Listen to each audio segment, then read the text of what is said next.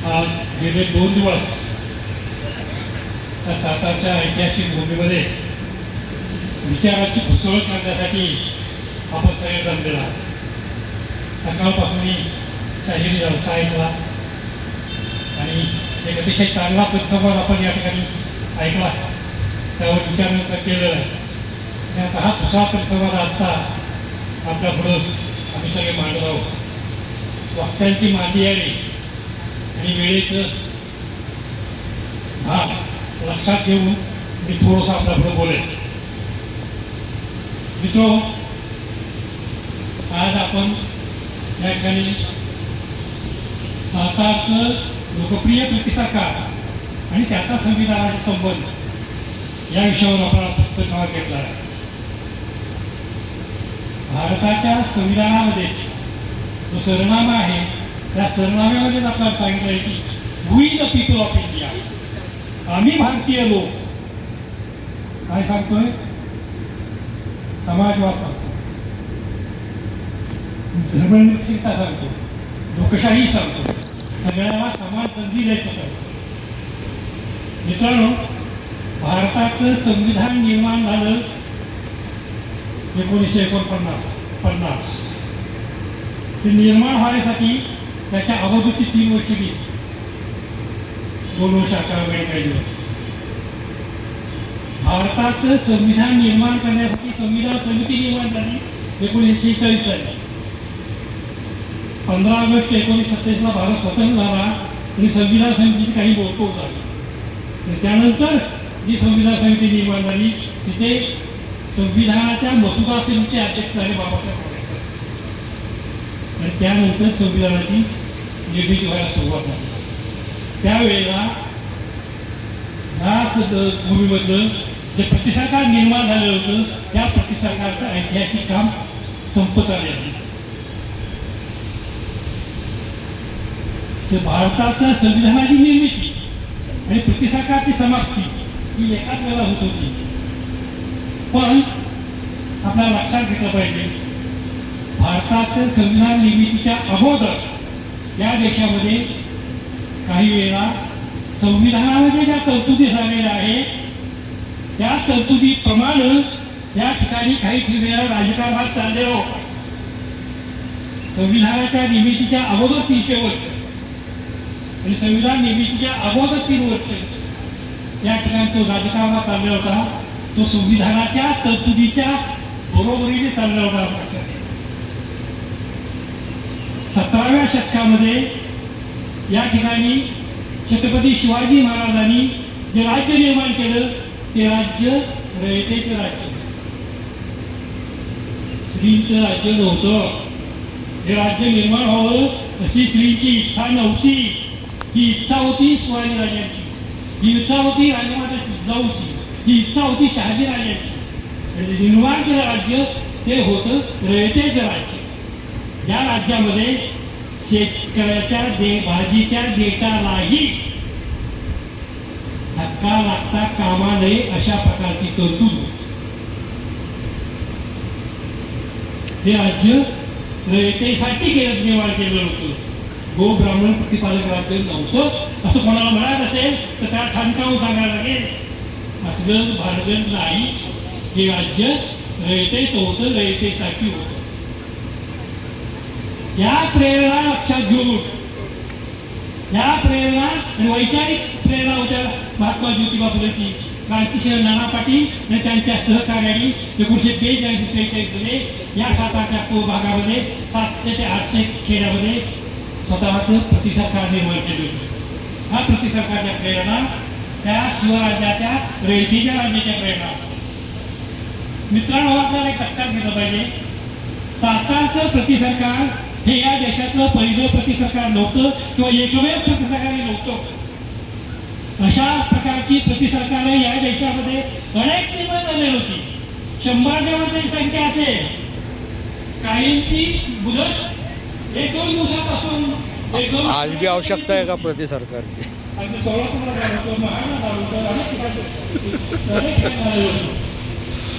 सगळ्या प्रतिसरकारचे इतिहासात जगली ज्या ठिकाणी अशी प्रतिसरकार निर्माण झाली त्या ठिकाणी ब्रिटिश सत्तेनं त्याची सगळी नियती वापरून सगळा फोर्स वापरून ही प्रतिसरकार नष्ट करण्याचा प्रयत्न केला. तिथल्या चळवळीत भाग घेणाऱ्या सगळ्या स्वातंत्र्य सैनिकांची त्यांनी तसे होलपट केली. पण त्या देशात असे 2-4 प्रतिसरकार होती की ज्याची नोंद इतिहासाने घेतली. त्याचं पहिलं प्रतिसरकार होतं नेताजी सुभाषचंद्र बोस. आणि प्रतिसरकार त्यात एक वैशिष्ट्य होतं की भारत भूमीच्या बाहेर निर्माण झाले. त्यावेळेचा ब्रह्मदेश हा ज्याला आम्ही म्यानमार म्हणून ओळखतो, त्या ब्रह्मदेशाची राजधानी रंगून या ठिकाणी नेताजी सुभाषचंद्र बोस यांनी हे पहिलं प्रतिसरकार निर्माण केलं होतं. त्याचे सर्व सगळ्या नेताजी सुभाषचंद्र होते. पंतप्रधान होते, परराष्ट्रमंत्री होते, युद्धमंत्री होते, त्यांच्या अनेक शाखा होत्या. आझाद हिंद सेनेची निर्मिती केली होती. ही आझाद हिंद सेना ही ब्रिटिशांची लढायला तयार होती, लढली होती. अनेक ठिकाणी त्यांच्या समोरासमोर युद्ध झालेलं होतं. सुरुवातीला त्या आझाद हिंद सेनेचे विजयी झालेला होता. पुन्हा तिथला सगळा प्रतिकूल परिसर, डोंगराळ भाग, निसर्ग प्रतिकूल आणि शस्त्र सामग्री मर्यादित या याच्यामध्ये आझाद हिंद सेनेची पिछे घावायला लागली. त्यातच 1945 साली सुभाषबाबूंचा घात झाला, लोणावळा घात झाला.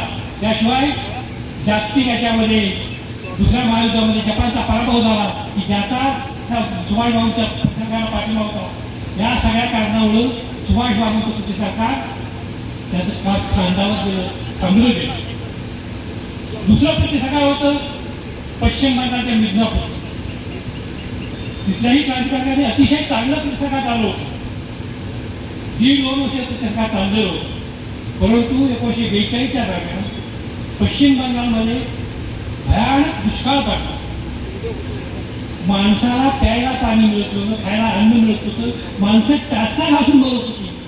अशा अवस्थेत ब्रिटिशांच्या विरुद्ध लढणारे जे स्वातंत्र्य सेनानी होते त्यांना जनतेमध्ये मिळणारा जो प्रतिसाद होता तो प्रतिसाद कमी व्हायला लागला. शिवाय इंग्रजांची थोडा नीती आणि दबाव आणि सशस्त्र लढा यामुळं 1.5-2 वर्षामध्ये मिदनापूरच्या प्रतिसरकाचं काम थांबलं गेलं. तिसरं प्रतिसरकार होतं बाजी असं. त्या ठिकाणचं प्रतिसरकार 6 महिने चाललेलं होतं. तर 6 महिन्याच्या कालखंडामध्ये ब्रिटिशांनी तेही प्रतिसरकार नसून काढले. याशिवाय बिहारच्या भागलपूरमध्ये प्रतिसरकार निर्माण केलं होतं. तेही प्रतिसरकार 6 महिन्याच्या कालखंडामध्ये मोडण्यामध्ये प्रतिसाद त्याला यश आलेलं होतं. या देशातलं एकमेव प्रतिसरकार असं होतं की ज्याची निर्मिती झाल्यानंतर भारताचं स्वातंत्र्य मिळेपर्यंत ते मोडून काढण्यामध्ये ब्रिटिशांना यश आलं नाही. अपयश आलं तेच प्रतिसरकार होतं. सातारचं क्रांतिसिंह नाना पाटलांनी त्याचा कर्म निर्माण केलं. काय होतं प्रतिसरकाचं वैशिष्ट्य? या प्रतिसरकारानं हे शिवछत्रपतींच्या राज्यामध्ये रयतेचं राज्य होतं, तसं इथं त्यांनी स्वतःची राज्यघटना निर्माण केलेली होती, स्वतःची तुफानसेना निर्माण केलेली होती, स्वतःचं न्यायालय निर्माण केलेलं होतं, स्वतःची न्यायव्यवस्था निर्माण केली होती. त्या न्यायव्यवस्थेमध्ये पहिलं प्राथमिक अवस्था, त्यानंतर अपील, त्यानंतर अपील अशा प्रकारची न्यायव्यवस्था होती की ज्या न्यायव्यवस्थेमुळं या ब्रिटिशांचे विटा, खानापूर, कराड, पाटण, तासगाव, इस्लामपूर या ठिकाणची न्यायालय तिथलं कामकाज ठप्प झालेलं होतं. त्या न्यायव्यवस्थेची काय रचना होती? गावातल्या लोकांनी एकत्र जमून स्वतःचे न्यायपंच निवडलेले होते. या निवडलेल्या न्यायपंचांनी सगळं गाव समोर बोलवून सगळ्या गावाच्या समोर आलेल्या खटल्याचा तपासणी केली जात होती, चौकशी केली जात होती, दोषीला शिक्षा केली जात होती आणि त्याची ताबडतोब अंमलबजावणी केली जात होती. कमीत कमी वेळेत आणि कमीत कमी खर्चात लोकांना त्रास नव्हता हा न्याय दिला. तिथल्या सावकारशाहीला त्याला प्रतिसरकारने धक्का दिलेला होता. सावकारशाही मोडून काढलेली होती. तिथल्या दरोडेखोर होते, त्या दरोडेखोरांना नेस्तनाबूत केलं होतं. काहींना संपवावं लागलं, काहींना दहशत बसवावं लागली. तर दरोडीखोरी त्यावेळेला संपवून टाकली होती की कुणाला आज कुणाला डोकं वर काढायला लागले नसते. तिथल्या ज्या गरिबांना जमीन नव्हती अशांना काही ठिकाणी जमिनीचं वाटप केलेलं होतं. आणि सगळ्यात महत्वाची गोष्ट तिथल्या स्त्रीला माणूस म्हणून त्यांनी स्वीकारलं होतं. तिथं माणूस म्हणून मान्य केलं होतं. तिच्यावर कुठल्याही प्रकारचा अत्याचार होणार नाही, अन्याय होणार नाही याची खबरदारी घेतलेली होती. इथल्या समाज व्यवस्थेला स्त्रियांना त्रास देता येणार नाही अशा प्रकारची व्यवस्था त्यांनी निर्माण केली होती. कमीत कमी खर्चातली लग्न व्हावी अशा प्रकारची गांधी लग्न पद्धती सुरू केलेली होती. स्वतःचं लग्न त्यांनी 100 वर्षापूर्वी पुरोहिताला न बोलवता, ब्राह्मणाला न बोलवता स्वतःचं लग्न त्यांनी केलं होतं. त्यामुळे ते तलाट होते. गावातलं वतनदार पाटलाचं घर होतं. सरकारी तलाट असणारा नवरा होता. कुठलाही वधू तिथं बाजार तेवढा हुंडा देऊन आणि जुन्या काळाने खर्च करून लग्न द्यायला तयार होता. अशा अवस्थेत नाना पाटलांनी सांगितलं होतं, हुंडा घेणार नाही, मी लग्नामध्ये ब्राह्मण बोलवणार नाही. ब्राह्मण बोलवणार नाही तर मंगलाष्टका कोणी म्हणायच्या? मंगलाष्टका कोणी म्हणायच्या? मंत्रकोणी म्हणायचे. तर मंगलाष्टका कोणाला म्हणायला येत नव्हते ना. समाज एवढा आला नव्हता. त्याला मंगलाष्टकामध्ये काय माहिती नव्हतं. ब्राह्मणाची पोरं बेटीपाणी म्हणून मंगलाष्टका म्हणत होते. अशा प्रकारे लावत होती. नाना पाटलांनी सांगितलं, जवळजवळ मी मंगलाष्टका मीच म्हणणार. 100 वर्षापूर्वी स्वतःच्या लग्नात स्वतः मंगलाष्टका म्हणणारा एकमेव नवरदेव होता. 100 वर्षात दुसरा नवरदेव मला तुझं लक्षात आलेला नाही. स्वतःचं लग्न कसं केलं तर स्वतःच्या बहिणीचं आणि मुलीचंही लग्न त्याच पद्धतीनं सुसोबत पद्धतीनं लग्न कमीत कमी खर्चामध्ये केलं. आणि पुढं जाऊन ही गांधी लग्न पद्धतीची एका मानवामध्ये 20 लग्न, 10 लग्न, 15 लग्न त्यांनी केली. कुंडलमध्ये एक विधवा विवाह त्यांनी घडवला. हे पती सरकार हे एक ठिकाणी त्याला पती सरकार म्हटलं, त्याची बदनामी करण्यासाठी काय सुरुवातीला म्हटलं गेलं होतं.